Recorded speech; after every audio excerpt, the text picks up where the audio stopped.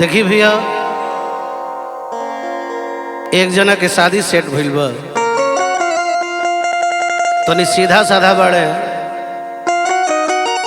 लेकिन लड़की जौन भी है एकदम 5G वाला भी है। लो जी अब लड़कवा कोबो काल बतियावत है नीतीश जी, लेकिन लड़किया के पेट भरता।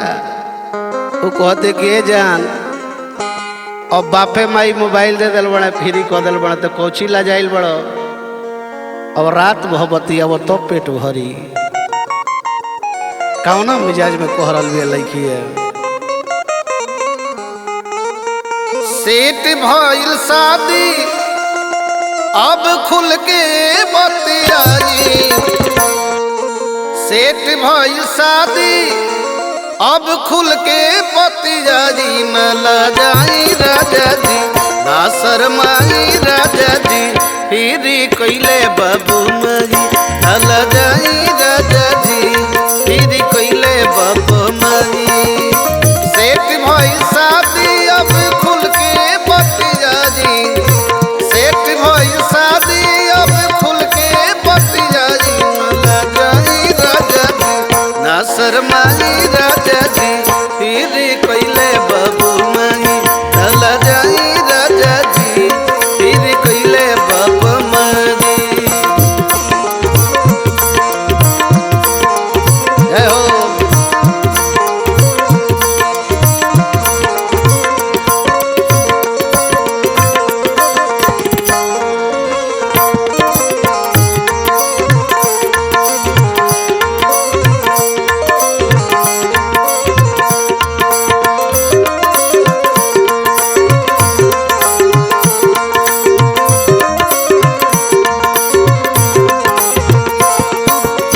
लड़किया करल लो जी ई देखी शादी से पहले बतिया वाला तो फैशन चल गई बा। अब लोग काहे खातिर साधु बनत नहीं। शादी से पहले बतियावे वाला फैशन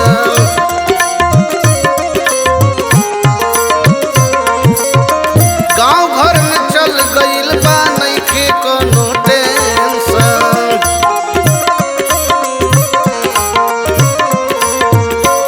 शादी से पहले बतियावे वाला फैशन गांव घर में चल गइल बा, नइखे कोनो टेंशन। अनलिमिटेड डाटा वाला रिचार्ज करवा जी, अनलिमिटेड डाटा वाला रिचार्ज करवा जी। न लजाई राजा जी न शरमाई राजा जी, फिर कैले बाबू मरी। न लजाई राजा जी फिर कैले बाबू मरी। न लजाई राजा जी फिर कैले बाबू मरी। जय हो।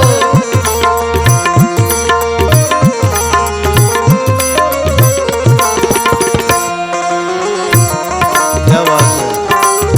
जय हो।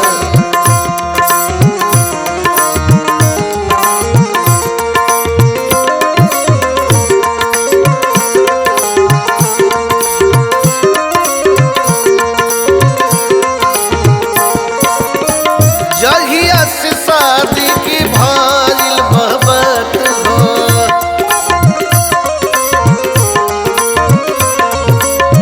छछने लगिया कब होई मुलाकात हो।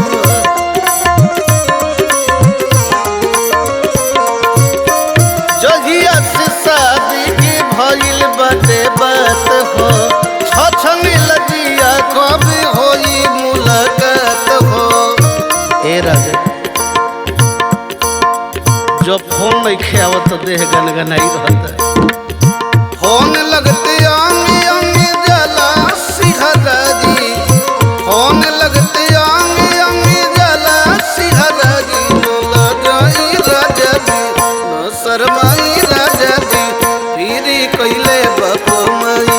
न लजाई राजा जी फिर कैले बाबू मरी।